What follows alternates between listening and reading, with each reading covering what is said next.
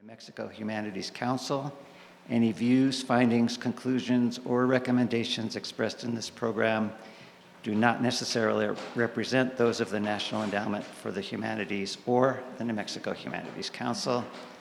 Thank you, New Mexico Humanities Council. And we can roll the film. This is a film, a documentary that was made in 1988. So Hershel is going to look a little different.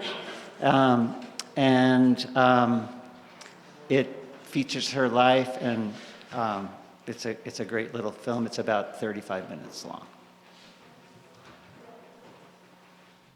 Árboles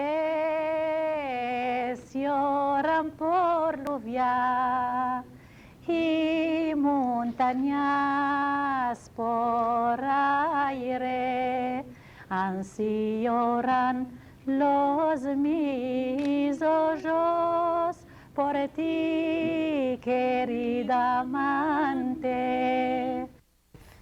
Yo me llamo Hershel, de familia soy Amado, y ahora estoy casada con Bortnick. My name in English is Rachel. Some people still call me Hershel, which is the correct way of calling me. And my family name is Amado, from my father. And now I'm married to an Ashkenazi named Bortnick, so my name is Rachel Bortnick in English. I was born in Izmir, Turkey, in 1938. I grew up speaking Spanish at home. When I say Spanish, it is what is called Ladino these days. Judeo-Spanish is the more correct term. It is our Spanish dialect. It's Castilian, essentially, except that it's 15th century Castilian with lots of other words mixed in, mainly from Turkish, some from Hebrew, a few from French.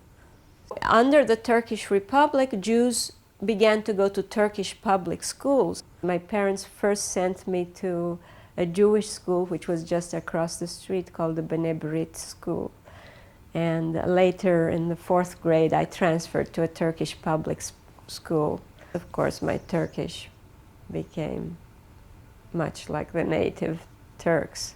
My mother knew very little Turkish, just barely enough to get along to do her shopping.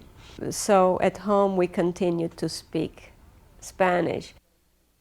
Our ancestors are those Jews that were expelled from Spain in 1492. And at the time of the expulsion, there were very few places that the Jews could go to. But the Ottoman Sultan of the time, who was Bayezid II, actually invited these refugees to come and settle in his empire, and has reportedly said, "I am the smart one for getting this treasure from Spain." We're very conscious and very proud of the fact that our roots are in Spain.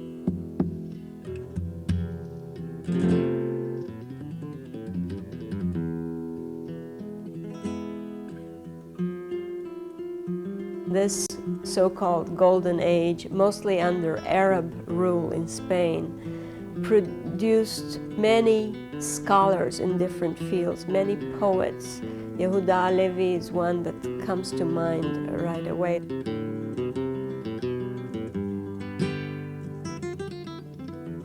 The worst times actually happened under Christian rule in Spain. 1391, there were massacres of Jews, there were forced conversions. Many Jews under duress converted into Christianity, but were at heart Jews and continued to practice Judaism secretly.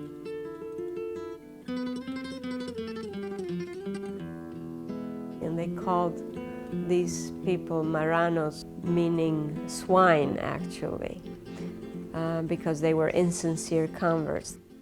There are stories told of families that kept their keys to the houses in their cities in Spain, totally expecting that if they never went back, certainly their children or grandchildren would be going back.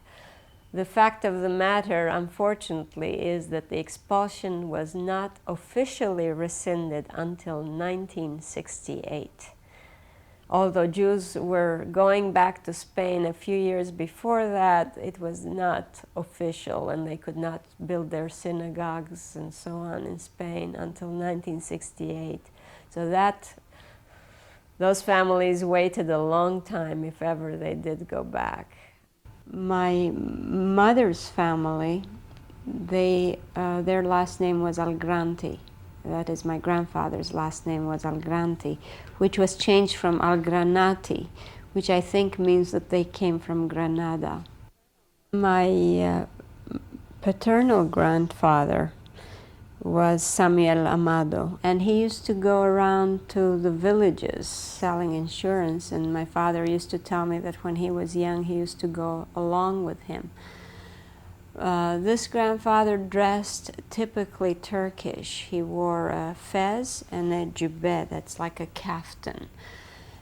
This was not typical of most Jews. Most Jews dressed European style in the cities, and that distinguished them from the Muslims.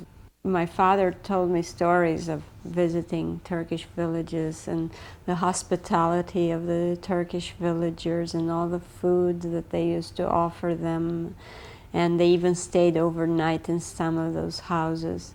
This same grandfather was also a very religious man. My father's family had French citizenship for a long time under the Ottoman Empire. And he used to say that his family came from Bayonne in France. Now, Bayonne was, I learned later as I did some study of Sephardic history, that Bayonne was a community of ex-Marranos that had escaped from Spain through the Pyrenees, and it's a city on the France-Spain border. And so I suspect that the Amados were one of those families that had converted to Catholicism.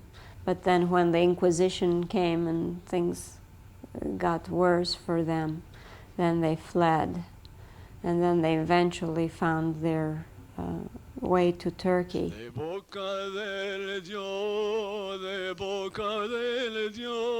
Turkey was a good place for these people to come. Everybody had religious freedom, even communal freedom.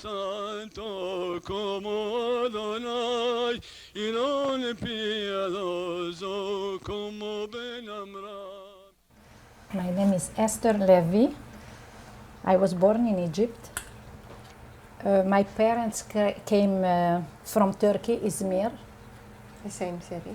Same city as Hershel. And we kept, even though that we were living in Egypt, we kept the same traditions, the same customs, like the Turkish people. Same food. First of all, my mother would get up real early and start preparing these things, like burekas and boyos, that is another kind of filled dough thing.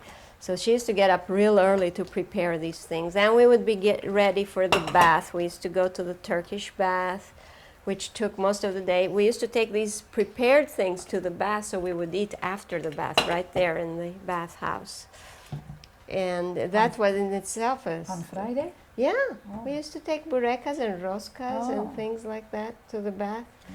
When I was little, later on, as I said, we were doing it at home. But so we prepared that way, and all the food for Saturday was cooked from Friday. And so we all, after we took our bath, we used to say, Yatumimu Shabbat. It's already Shabbat. We're ready for the Shabbat. But Saturday morning, the men all went to the synagogue before breakfast, and then when they came out around 10:30 or so, and we had a big spread, like a brunch, of these things that were prepared beforehand. We had a woman who made a fire for us for Saturday because we couldn't light a fire. Well, especially in the winter. We used to heat our homes either with wood or coal-burning stoves or with open fires, like brazier fires that would be lit outdoors, and then when it was nice and hot, they would bring it indoors for warming. And every house had a copper or brass holder for tandoor, we used to call it. And this, since we didn't light fires, there used to be Turkish women in the morning, early morning, calling ateş, which means fire, fire. They knew that the Jewish women would call them, and they would, and I'd pay them later because we wouldn't pay them. They'd come back Sunday or Monday. Can we put this in the oven already? The hard-boiled eggs that Esther talked about, that we usually eat with burekas, is not a regular, ordinary hard-boiled egg. It's what we call huevos haminados. You're probably familiar with the word hamin, which is Hebrew, I think, for something that is cooked for a long time for Friday. The Ashkenaz have something like this too, that they start cooking from Friday and just stays on the fire until Saturday, and you're ready to eat it. Well, our people used to leave eggs to cook for a long time like this. And as a result, the eggs, the white part of the eggs got brown. So, and the yolk had a very special flavor. And this is what we call huevos haminados, and this is what is traditionally eaten with the burekas to go along with it. Okay. It's oh, excuse me, I forgot to do that. Okay. There were always several women in the household. There was the mother-in-law for sure, and the She was the chef. the daughter-in-law, at least. Then there was a sister-in-law, and there was a maid. So there were always women, and women always did things together. And I always say that's why the women developed all these songs that they sung that while they were doing things together, or even the laundry. The maids or the people who were doing it. It's such a boring job. They would sing along as they did it. Si la mar era de leche, los barquitos de canela, yo me mancharía entera por salvarla mi bandiera. Yo me mancharía entera por salvarla mi bandiera. Dame la mano, palomba, para subir al tu nido. Maldicha que duermes sola, vengo a dormir contigo. Maldicha que duermes sola, vengo a dormir contigo. No me lleves tu al muelle, en el muelle hay una ventana, en la ventana hay una isla que a los marineros llama. En la ventana hay una isla que a los marineros llama.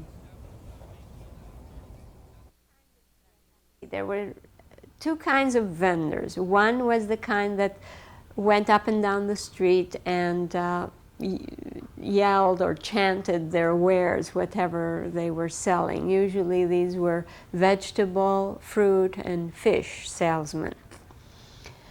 Then there were other people who had stores who would send their little young workers to get orders as to what we wanted. One of these was the butcher, the kosher butcher. This young man would come and ask my mother, as he did to all the other ladies, what we wanted this week. And my mother would give her order. I remember things like liver and brain were hard to get because the butcher would say, "What? We don't have any. What do you want? A cow only has one of these things, and who shall I give it first to?" An eggman, who was a Jewish man who used to come to the house, he had chicken somewhere, I guess, and he used to come with big wire baskets full of eggs. And I will never forget him. His name was Sabbatai. And he used to announce himself by crackling like an egg.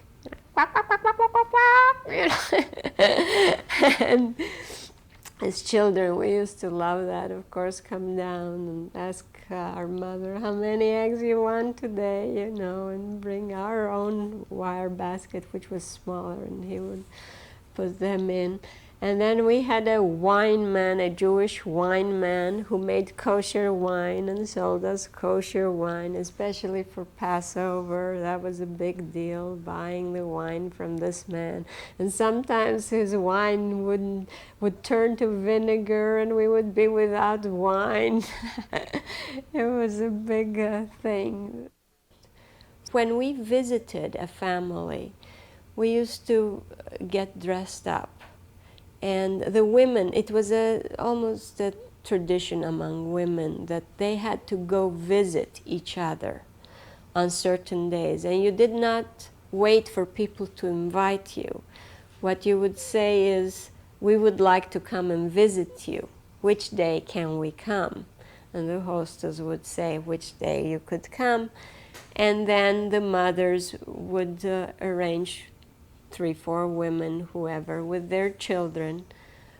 They would dress us up, bathe us, dress us up, put our ribbons in our hair, and go to visit, visitas we called them. And in these visitas, it was a very set pattern of serving. After we sat down and the women kissed and all that, then we sat down and made ourselves comfortable. Immediately there would be a tray, which we call the tavla, de dulce. That is a tray with 2 different kinds of sweets that were home prepared. Either the young lady of the family or sometimes the maid. We used to have Jewish maids. They would bring them to serve the ladies. And the woman would take either one of the sweets, whichever she preferred. She would pick up a spoon and take a piece of the sharope, let's say, and a glass of water. And before she would eat it, she would wish good things to the woman and the family and the house. And may we be present in your daughter's weddings, and you should always serve sweet things. Sweetness was very symbolic because you only served sweets in happy occasions. You would not serve sweets in sad occasions. Then after all these wishes, she would eat it and put the fork or spoon in that special place, drink the water, put it back, and then the person would go to the next person who would in turn repeat the same ceremony. And finally the children got some too. And then as time went on, they would serve Turkish coffee with cookies or something else. Turkish coffee was another ceremony because, again, they would wish when you took the little cup of Turkish coffee, the woman would say, "Cafés de alegría." That means coffees of happiness, it should be, because coffee is something that is served on sad occasion. So this coffee should be always for happy occasions. And then after everybody drank the coffee, usually they'd turn it upside down on the saucer, and they would see after a few minutes, they'd turn it right side up again, and the grounds would form certain patterns, and invariably there would be somebody who claimed that they knew how to tell fortune by reading these grounds. Y aquí mira, aquí hay como un camino, es que vas a salir a viaje. And then say, oh, I see, there is a road, you're going to go on a trip. So you will have good fortune, your husband's business will go well, or something like that. It was a lot of fun. Women had their specific roles in Sephardic life, as they had, I think, in all traditional Jewish life. The place of the woman was in the home. Every woman got married. Marriages used to be arranged. They were not in my generation, nor certainly not now. But my parents' marriage was arranged. My father was 20 years older than my mother, and that was no problem. Men usually were older than the women. The women were raised from childhood to be housewives, and that means doing all kinds of handiwork, as well as the knowing how to take care of a house and cooking and so on. And all Sephardic women knew how to embroider and sew and knit. I learned knitting before I could do anything else, probably. I don't even remember when I first picked up my first pair of needles, but I remember making little things for my dolls. The women who had girl children used to start preparing their trousseau, the things that they would need when they would be married. From very early on, they'd start embroidering, and women used to get together in the afternoons and embroider and prepare for this trousseau. We had a special ceremony before the wedding in which you exhibited everything that you had in your trousseau. That was a celebration in itself. We called it Ashugar, we laid all the embroidered things around, and people came and saw it, and we served sweets and the whole thing. One of the things that sometimes causes a problem when we have shall we call it an intermarriage between Ashkenazim and Sephardim, is that the Sephardic people have a very definite and set way of naming babies. The first male child is always named after the paternal grandfather, and the first female child after the paternal grandmother, and then the mother's family, the maternal grandfather and grandmother, and so on.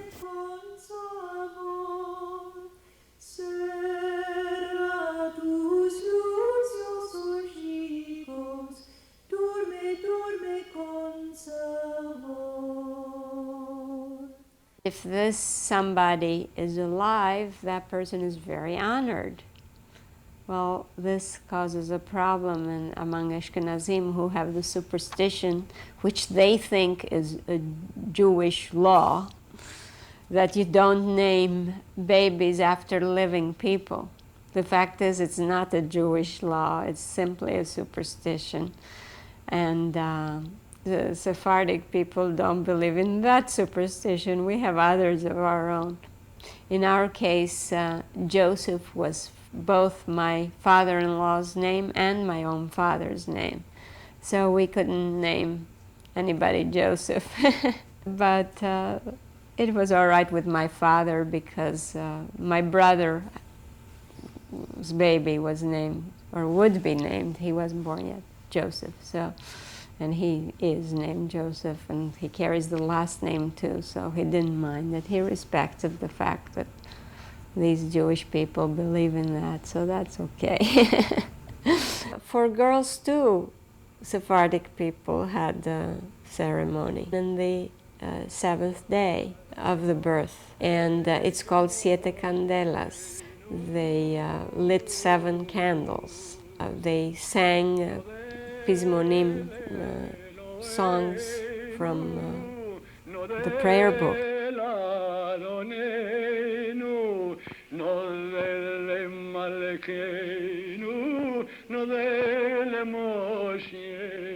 The term for this baby naming, girl baby naming, is called fadar, or las fadas, which I read once is something that can be traced back to Spain.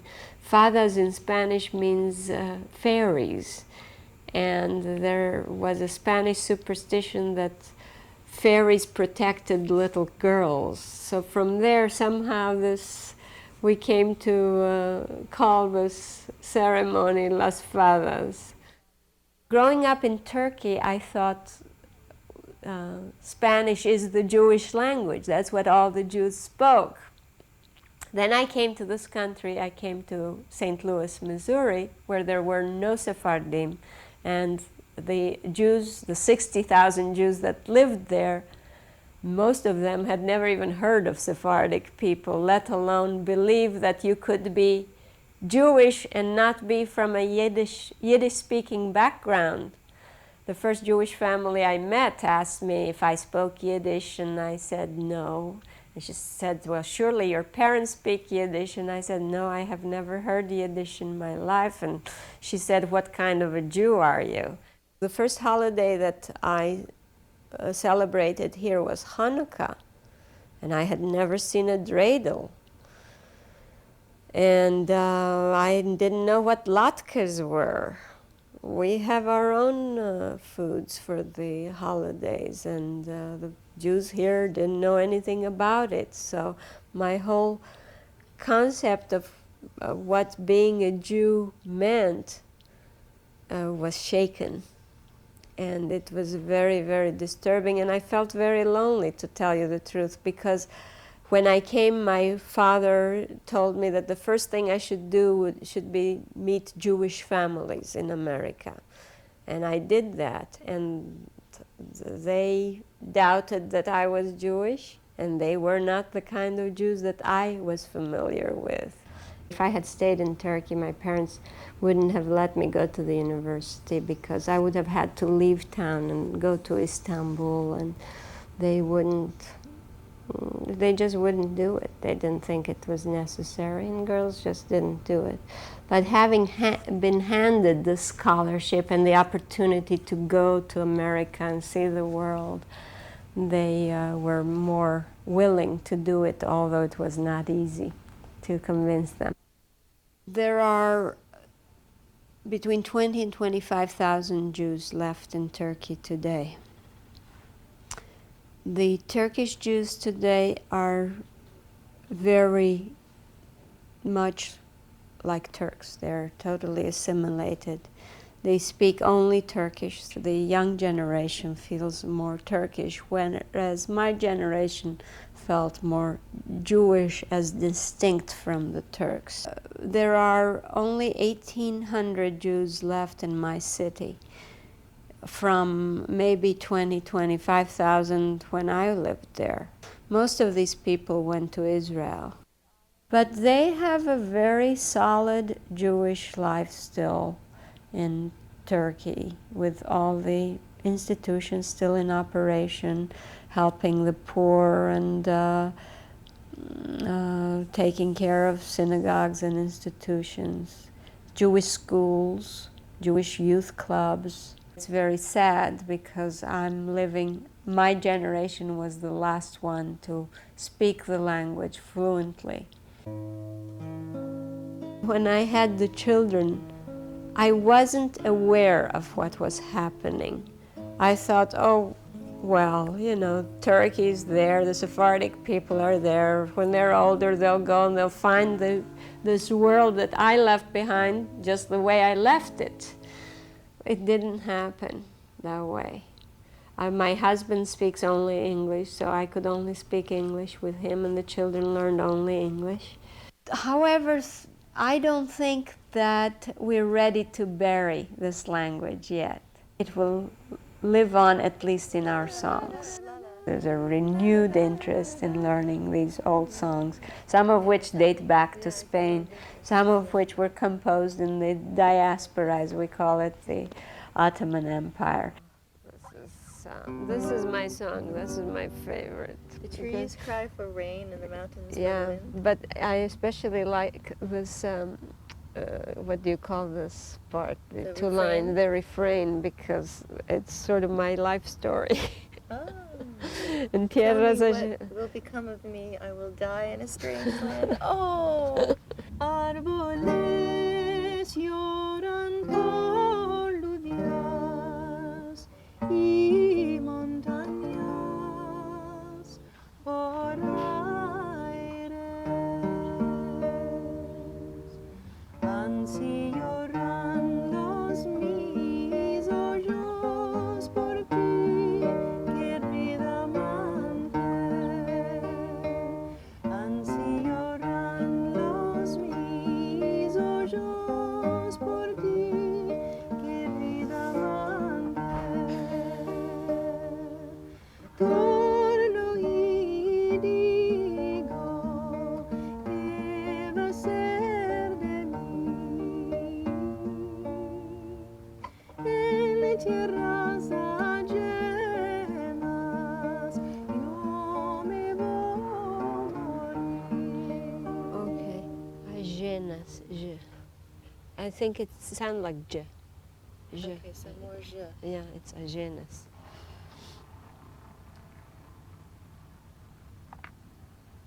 Blanca sos, blanca vistes, blanca la tu figura. Blancas flores caen de ti, de la tu hermosura. Blancas flores caen de ti, de la tu hermosura. Beautiful.